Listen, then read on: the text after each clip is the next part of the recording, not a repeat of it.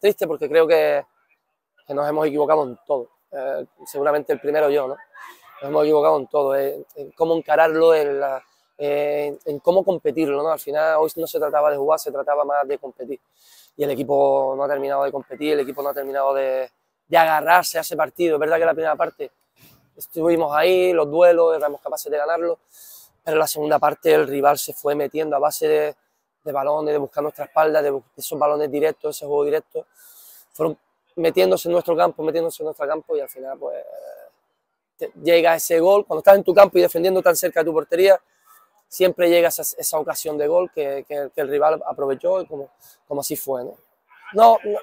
No generan tanto, pero sí es verdad que tú no ganas un duelo y te ponen un balón a la espalda y tú estás corriendo y defendiendo todo el rato en repliegue, estás desubicado porque estás corriendo, no defiendes en el sitio. Al final el rival siempre pone balones muy cómodos en nuestra área, tanto frontales como laterales, y si defiendes tan cerca de tu área... Se veía venir el gol y así fue. Lo primero que dije es que ya no valían gritos, ya no valía lamentos, ya no valía historias, ¿no? El momento de los gritos, de los lamentos y de las historias y de poner toda esa rabia es la competición. Si no lo pusimos allí, que no lo pongamos en la caseta, no tiene nada.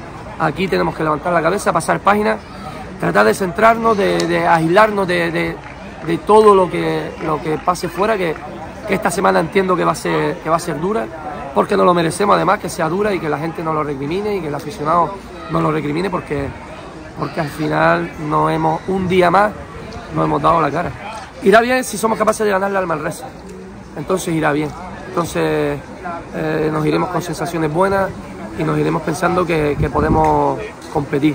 Si no somos capaces de ganarle al Manresa, pues las sensaciones serán malas, ¿no?